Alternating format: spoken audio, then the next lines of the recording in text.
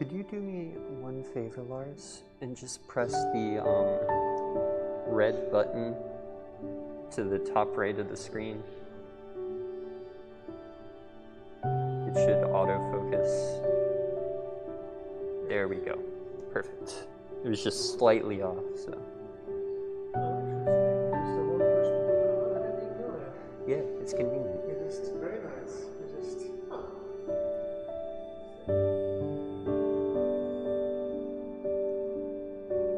Good morning, everybody.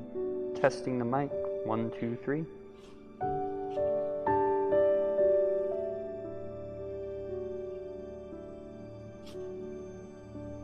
Good morning, Joe and Shirley. Welcome.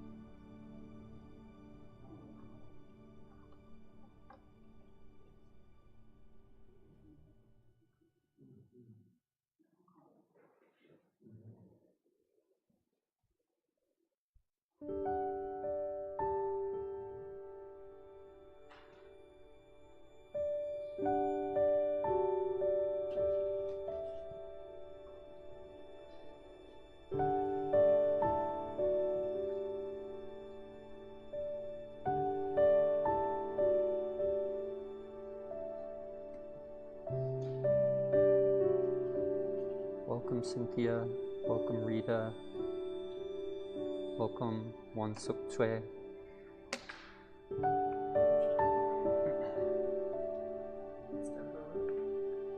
Good morning, Ben.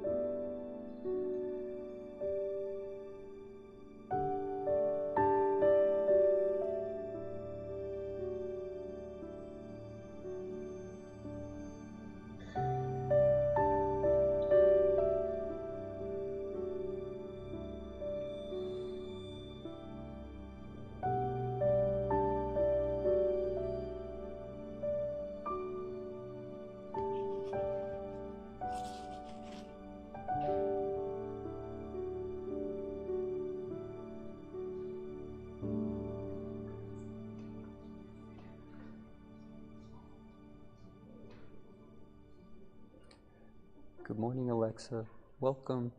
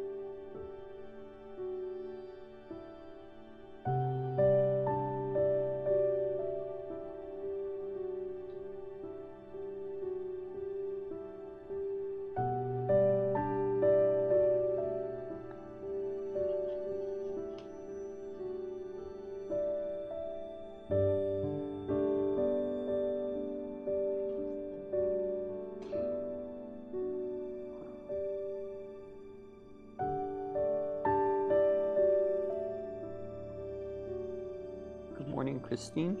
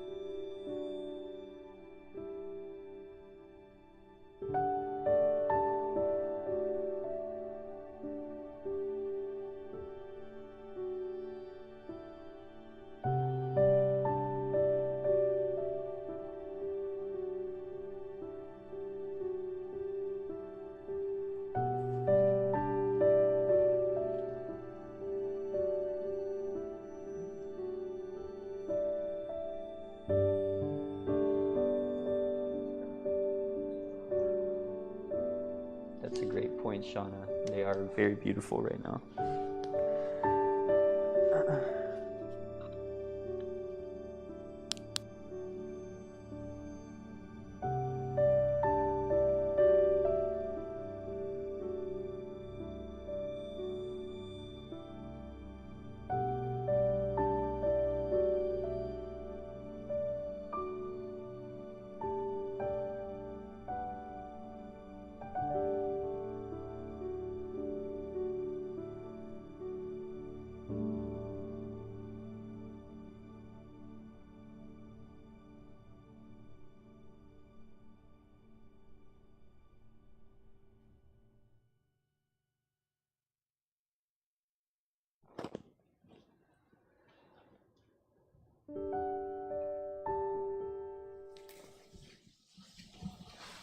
Good morning, everybody. Thank you all for joining us. Almost forgot my mask here. Welcome to the first live stream without Reverend Gong, without Reverend Young. Thank you all so much for coming to join us. And I'm very grateful to everybody who's joined us on the live stream. Today, our friend Michael will give a Dharma talk on the paradox of non-duality. We'll have some chanting, some meditation, and some Qi Gong, which we'll be starting with right now, led by Lars. Good morning, friends. Hello. Let's get warmed up. Let's warm up our ankles. Just rotate our ankles on the ground in one direction.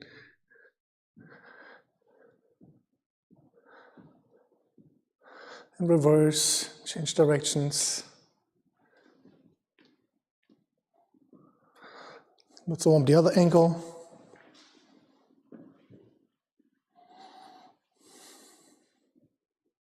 And reverse. Okay, let's warm up our knees. Hands on our knees. Rub our knees. Slowly rotate them to one direction.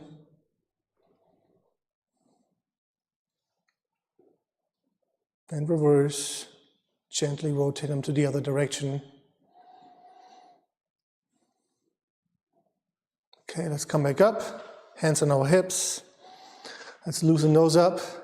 Start rotating them in any direction. Start out slow and making our circles gradually bigger.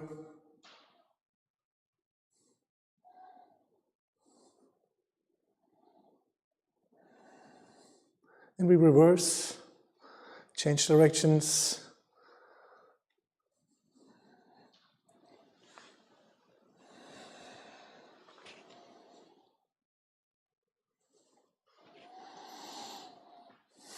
As someone pointed out in the live chat, the Reverends are in New York at the Dharma Center. Let's put our hands on top of our shoulders. Let's rotate our shoulders.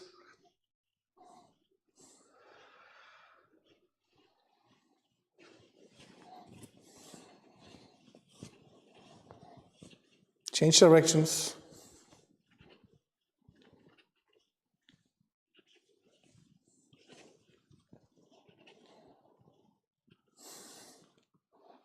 stretch our arms to our sides. Let's rotate our arms.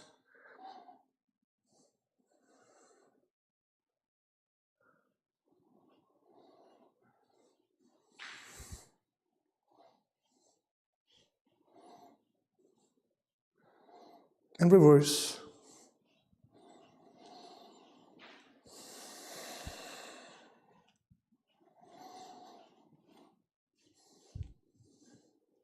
All right, let's stop. Let's calm our breathing down. Please make sure our feet are hip-width apart. Our spine is elongated. Our chin is down. Let's breathe into our dantian. Deep belly breathing. Breathe in. Our hands come up. And breathe out. Contract the stomach. Breathe in.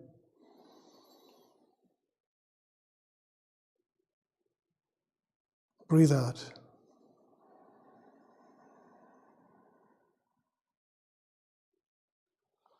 In.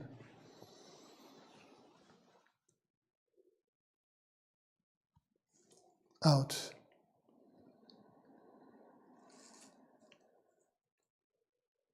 In. This time we interlace our fingers. We're breathing in.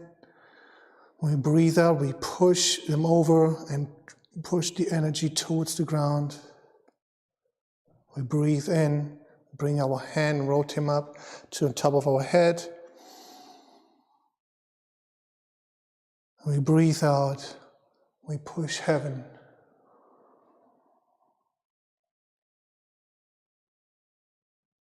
Breathe in. Hands come up. Interlink our fingers and hands. Turn them over. Breathe out, push the energy to the ground. Rotate your hips, bring your hands up. Breathe in.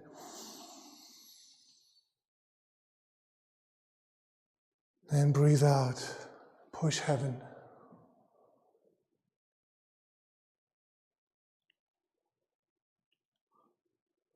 Breathe in. One more time, interlink our hands. Fold them over, breathe out, push the energy to the ground. Breathe in.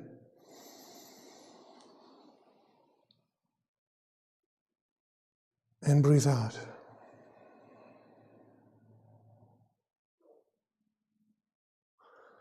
Let's bring our arms to chest height. When we breathe in, we're going to open up our dantian. Breathe in, open up our arms and our chest wide. And we breathe out, bring the energy back together between our hands. Breathe in.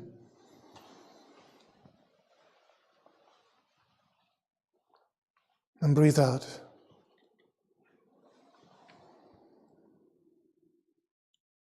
In.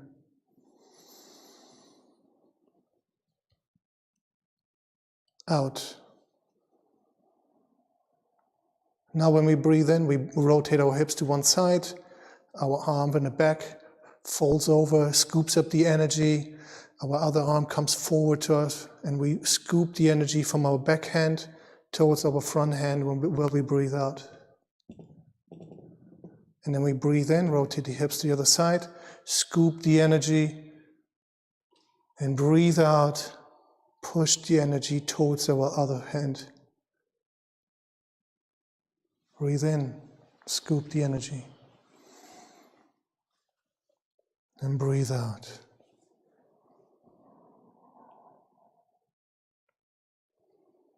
In, grab the energy.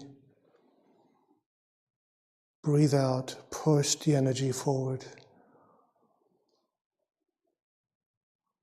In. Out. One more round. In.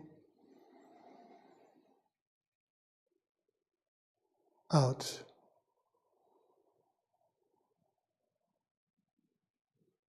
In. Out.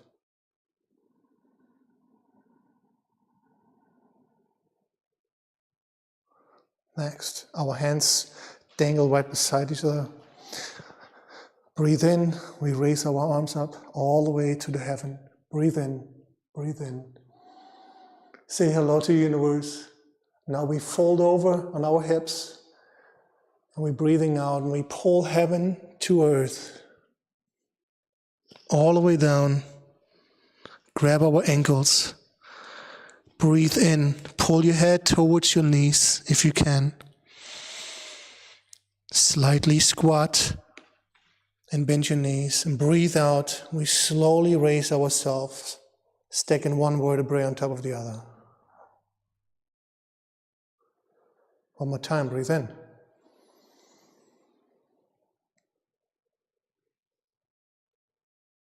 And breathe out.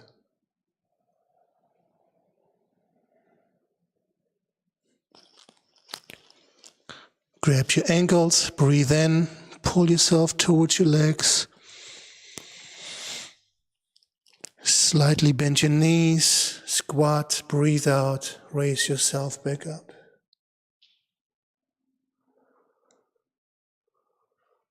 One more time, breathe in.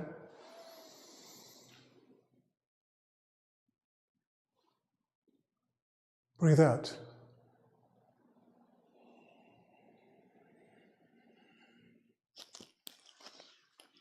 Breathe in. Bend your knees. Breathe out. Raise yourself back up.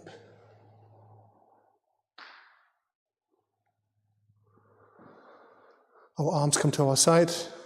Palms facing up. We breathe in.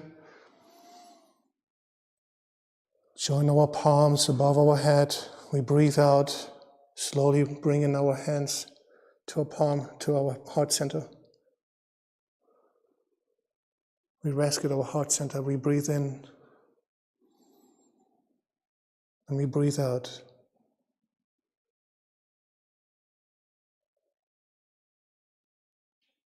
Breathe in.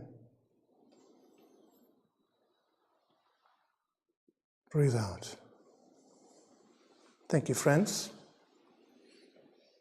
Now please join us for bowing meditation to the Dharmakaya Buddha of Fourfold Grace.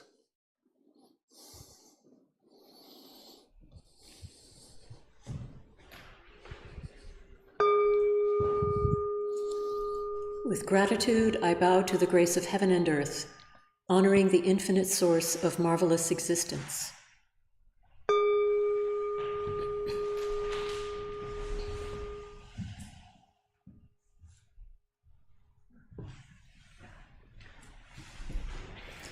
With gratitude, I bow to the grace of parents, ancestors, and everyone who has given me life and nurtured me.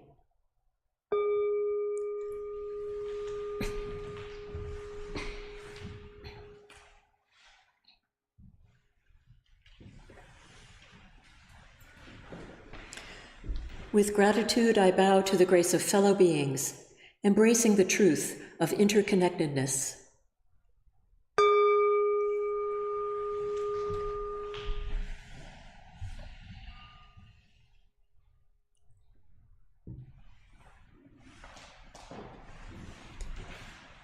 With gratitude, I bow to the grace of laws, which guide us to develop justice and freedom through Dharma and universal principles.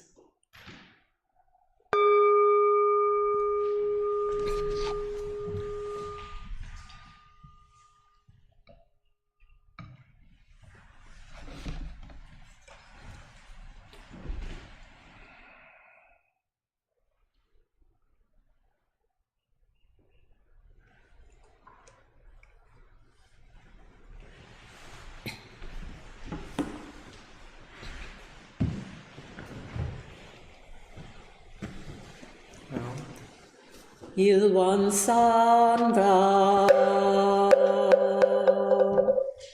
Ilwan is the realm of samadhi beyond words and speech, the gateway of birth and death, transcending being and non-being, the origin of heaven and earth, parents, fellow beings, and laws, the true nature of all who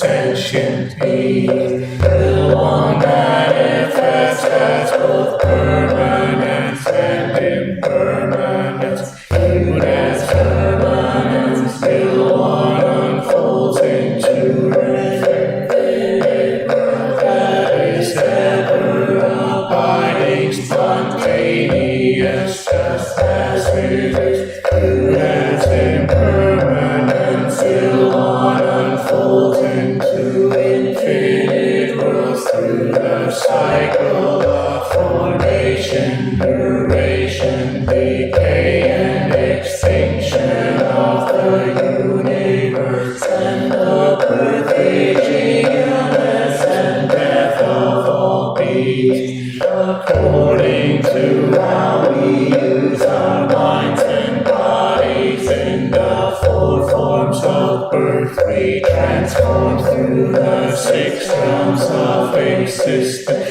progressing or regressing, with grace arising from harm or harm from grace. Therefore we unawakened beings vow to practice wholeheartedly, modeling ourselves after Ilwan Sangha Dharmakaya Buddha, by cultivating our minds and bodies deeply, knowing human affairs and universal principles thoroughly, and using our minds and bodies skillfully, thus progressing rather than regressing, and receiving grace rather than harm, until we attain the great empowerment of Ilwan and become one with the nature of Ilwan.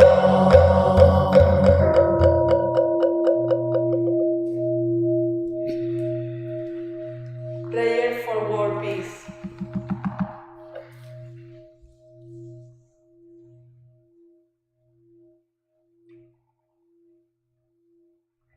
Grace of heaven and earth,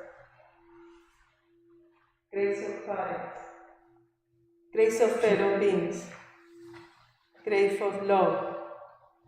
O Dharmakaya Buddha, fall for grace. May we take refuge in Dharma and be filled with compassion and wisdom. May we transform delusion into wisdom, greed into generosity, resentment into gratitude, discord into harmony, and hatred into compassion. May all nations grow and benefit mutually. May the strong help the weak, and may the weak learn and evolve according to Dharma. May all those who have died from war, conflict, and disaster be delivered through all obstacles at peace and rest. May the peace through the world, and may all beings enjoy tranquility and happiness, living in their original true nature. This we pray. This we pray with our whole hearts.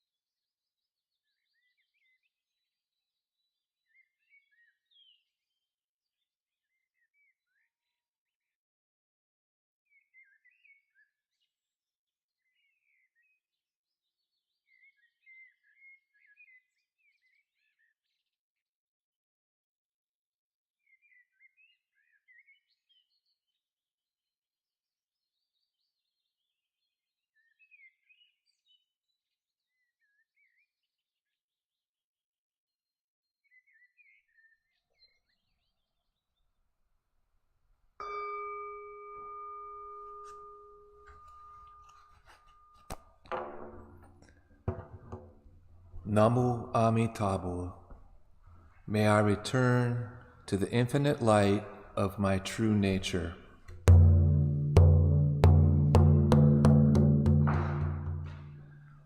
Namu Amitabha. Namu Amitabha. Namu Amitabha. Namu Amitabha. Namu Amitabha.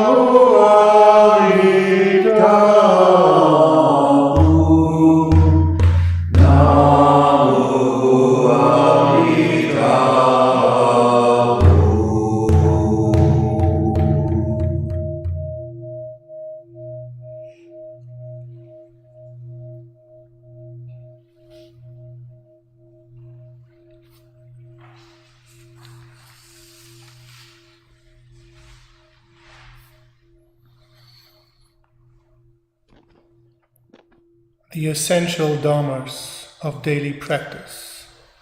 All together, please. The mind is originally free from disturbance, but disturbances arise in response to sensory conditions. Let us restore the equanimity of our true nature by letting go of disturbances.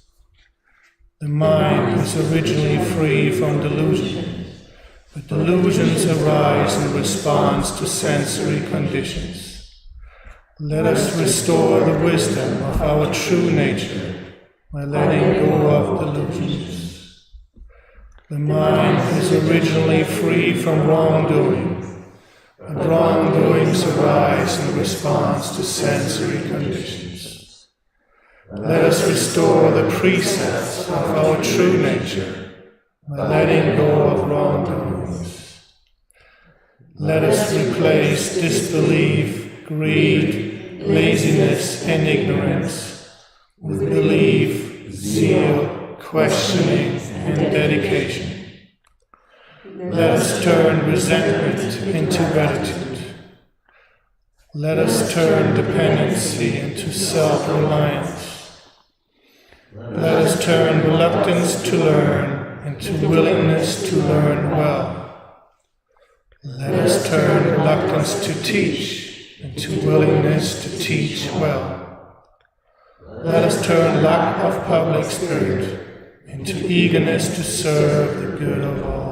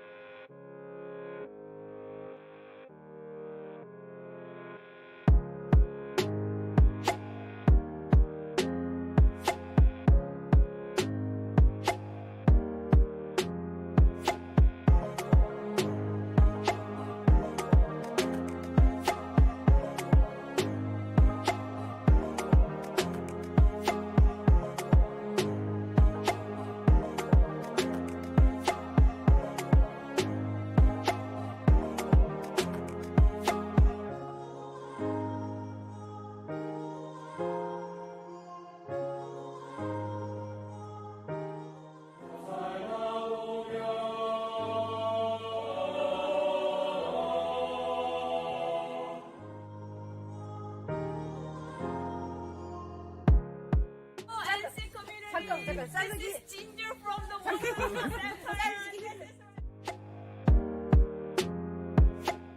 Hello, NC community. This is Ginger from the One Dharma Center. I'm having Reverend Wonggong right here with me today.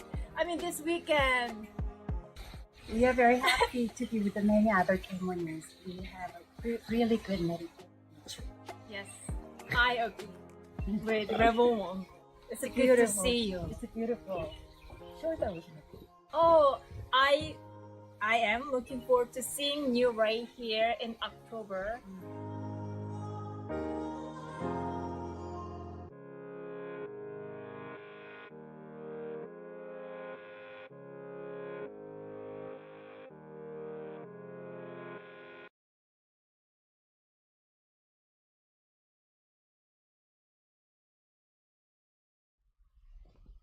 Today, we're going to be having a Dharma Talk from Michael. But before that, thank you, Jared, very much for your wonderful video of the Reverends up in the Wan Dharma Center. We hope they're having a great time at their retreat, and we really wish them well. We're all sending them good energy from here in North Carolina and from wherever we're watching on the stream. Today, Michael will be giving a talk on the Paradox of Nonduality. Let us practice mindful listening as we take in his talk. Good morning. The inspiration for this talk comes from the scripture of the Founding Master, chapter 7, called The Principle of the Nature. And it's passage number 4. I'm going to read it twice. The Founding Master said, "The great way is perfectly interfused. Hence, being and non-being are non-dual. Universal principles and human affairs are non-dual. Birth and death are non-dual. And action and rest are non-dual. There is nothing that is not subsumed in this gate of non-duality." Again, the Founding Master said, "The great way is perfectly interfused. Hence, being and non-being are non-dual. Universal principles and human affairs are non-dual. Birth and death are non-dual, and action and rest are non-dual.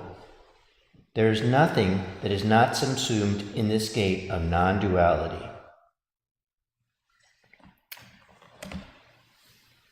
In order to speak about non-duality, we might first speak about duality. Duality, probably the easiest example of duality that we're all clear and familiar with is scientific research. I, the objective observer, objectively observe something that is outside of me, has nothing to do with me, and I can look at. Or you might put it, I, the subjective observer, observe something outside of me that has nothing to do with me and that I can observe objectively. And so there's an inside, there's me looking out at the world. So duality is about, in this context, is about our perceptual experience and our perceptual reception of experience. So almost from birth, our experience is dualistic.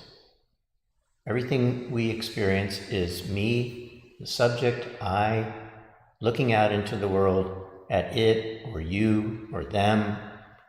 We constantly have the experience of there being an inside and an outside. That's duality. Duality serves a lot of useful purposes, including everything we do pretty much. We make use of duality in order to be able to do it. Even this passage is dualistic. Anything you read or understand is dualistic. So what is non-duality then? Believe it or not, that's a little harder to explain. Because, as often the case, it's beyond words and speech. So why talk about it? Who cares if it's beyond words and speech? Well, I thought a lot about why do I talk about these things? What's the point? It could be to make me look smart, except I don't understand them well enough to look smart. So I don't think that's why it is. The best explanation I can give is that these notions like non-duality, emptiness, nature, the true nature, Dharma, the Dharmakaya Buddha, Dharma nature, are all beyond words and speech, but in studying them and trying to put them into words, it helps me at least to have a glimpse of the possibility of what awakening might be. Now, that doesn't mean that makes me awakened. I could probably give this talk much more clearly, and words or not, if I was. But it helps me to get just a glimpse of what we might mean by awakening. So, non-duality. So non-duality, as well as emptiness, as well as Dharma nature, always exists inside of us. We always have a non-dual experience of the world. But because of duality and because of, you might say, ignorance, I mean, it sounds pejorative, but because we don't see it, we don't recognize it, we don't experience it. And because everything we experience after a certain point, very early in life, I think we might be born with non-dual experiencing, but who's to say? But either because of our cultural experience of becoming a human being or because of karma, we very quickly are introduced to there being a self and object. We're the self, we become a person, we become, I become Michael, and my parents, see me as that individual. I see myself that way. I see them as separate from me. I see the world as separate from me. Either we learn duality or we're kind of programmed towards duality. Non-duality is the fact that we're not separate from the world. The fact that, I think it's the fact that we're actually immersed in the world and not separate from it, and that our I position is an illusion. That it's a construct that has been created by and for us in the world that serves a purpose, especially in relationship to survival. It's a construct that animals have too, to a certain degree, but humans probably go further with it because we communicate with each other in a more elaborate and intellectual way, and we use words. Words help us create concepts, and concepts are tools, and tools help us to live in the world, to live with each other, to survive and flourish, but they also separate us from the world. They also make us separate when we're not separate. They make us, rather than being part of the world, we're removed from the world. We see it at a distance. We see it as something that we control, that we don't belong to, that in order to survive, we have to control everything. We have to control other people. We have to control our interactions. And I don't know if that's true or not, but non-duality gives you the idea that being in the world, we're all connected. Now, some people think that means one, and I'm not sure that that's the case, even though I'm not sure I understand this. It's not one and not two. It's somehow something different than that.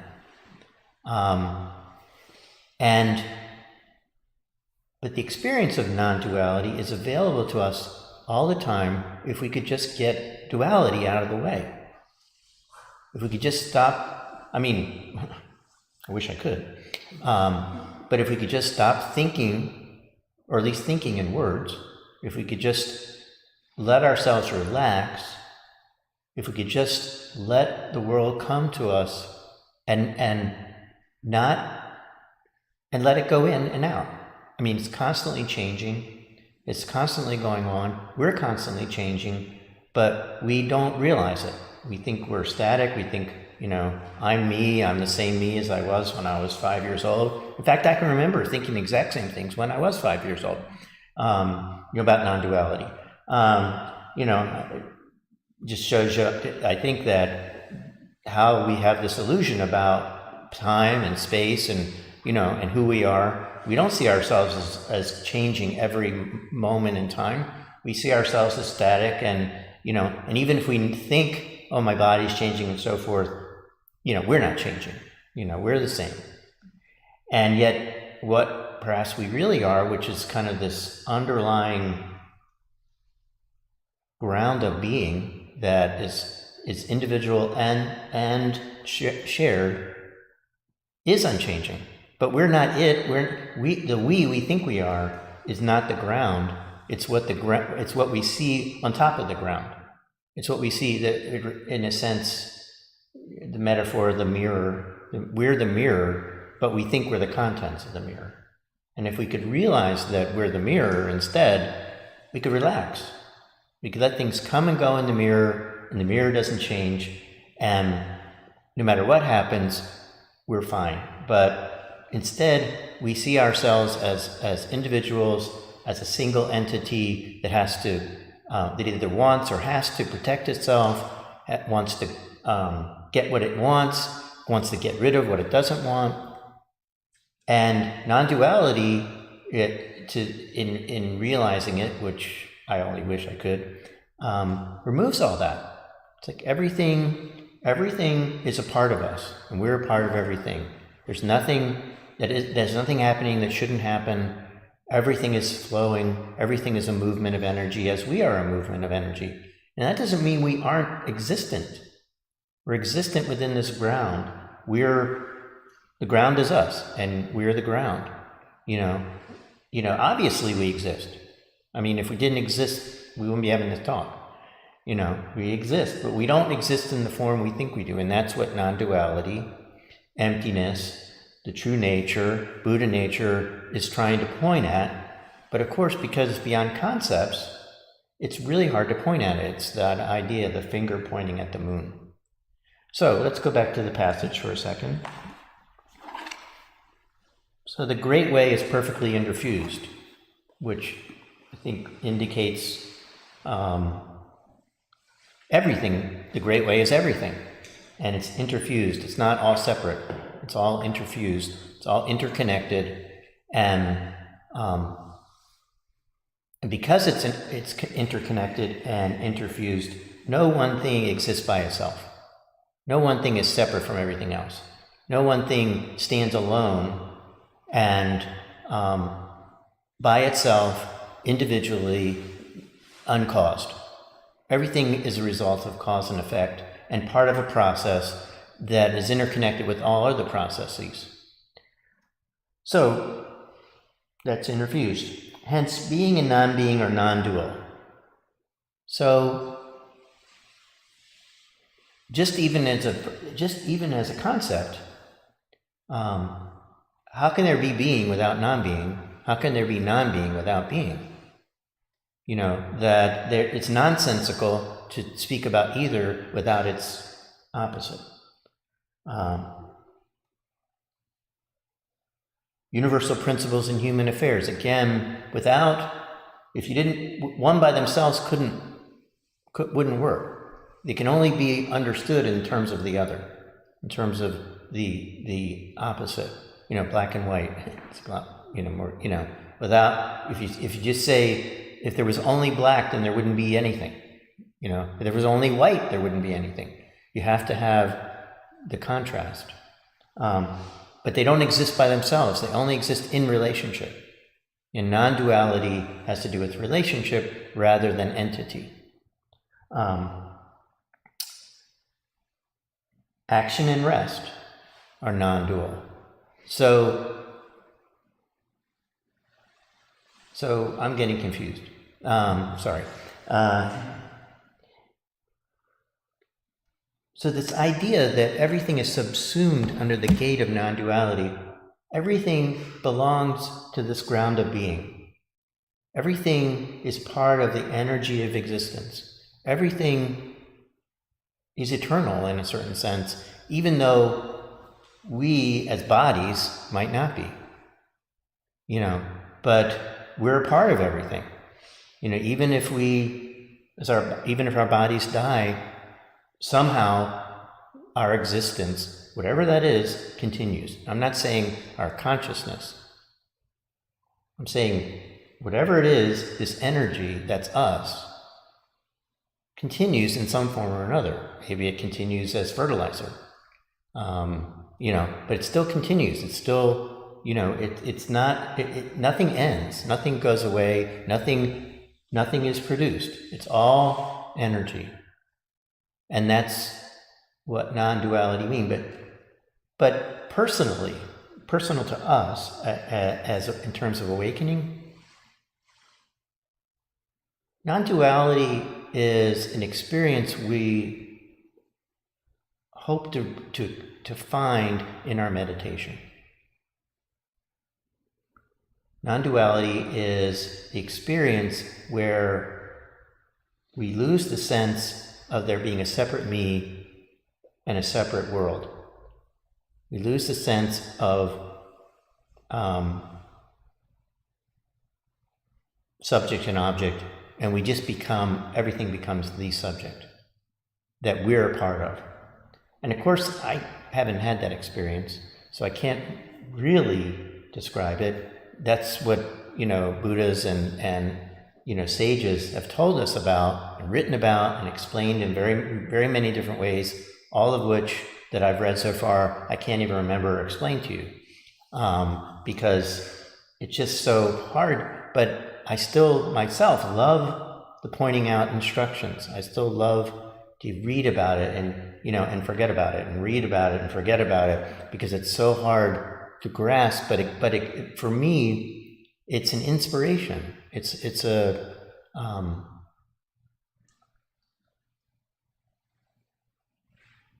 chance to glimpse something that so far in my meditation, if I'm glimpsing it, I don't know it. So it's another way of getting a glimpse of it, another way to think about what ignorance is and what the end of ignorance is, So I know this may not have come out perfectly clear, and I apologize, but, I think, if you stick with these ideas, maybe you'll get some of the inspiration that I feel and I'm not so easily able to explain. So thank you for listening, and bless you all. Thank you so much, Michael, for your lovely talk. I feel like your metaphor of the mirror was very apt and really clearly illuminated non-duality in a way that I've never heard it explained before. Now, for the people here, if we could get into groups of 2 or 3 and take a moment to share what your takeaway is with the person next to you. And for those in the stream, if you could share your one takeaway in the live chat. Thank you.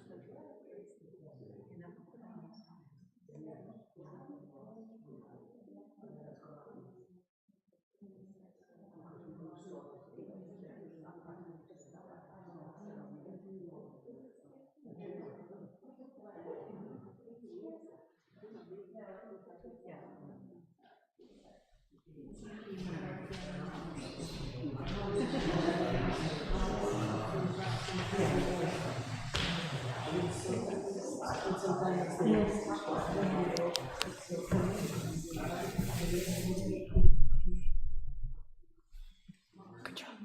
Thanks.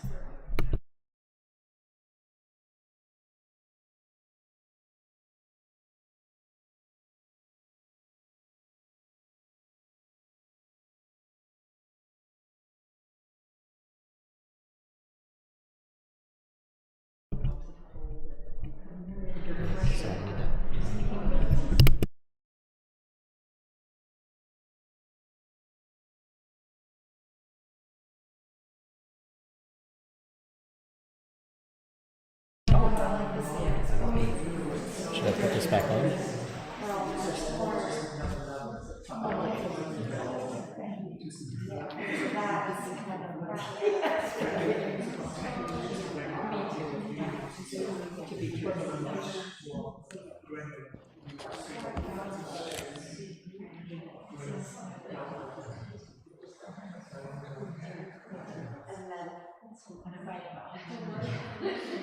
For whatever reason, it's like exactly.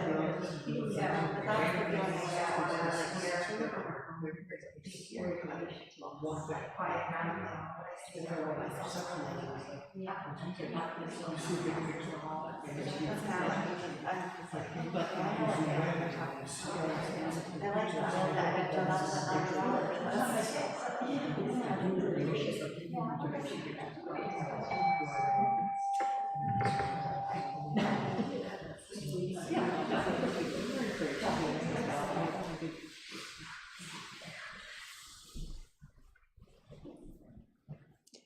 Thank you all so much for joining us today. I hope that you had a wonderful time joining us. We had so much planned for today, and we've actually gone a little bit over time, so I'm very grateful for everybody being patient with us. As a closing, I would like to wish the Reverends the best up in Claverack, New York. It's been a wonderful time and a lot of fun running and planning this stream, but this is something they do every single week, and I'm so grateful to them for all the work that they do.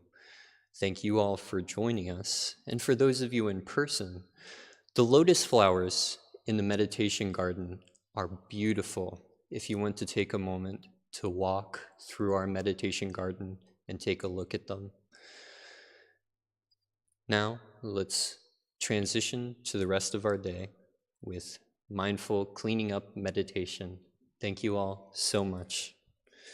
And for those of you in the stream, we have a video of the Children's Dharma Camp that happened a couple of weeks ago. Thank you all so much for joining us.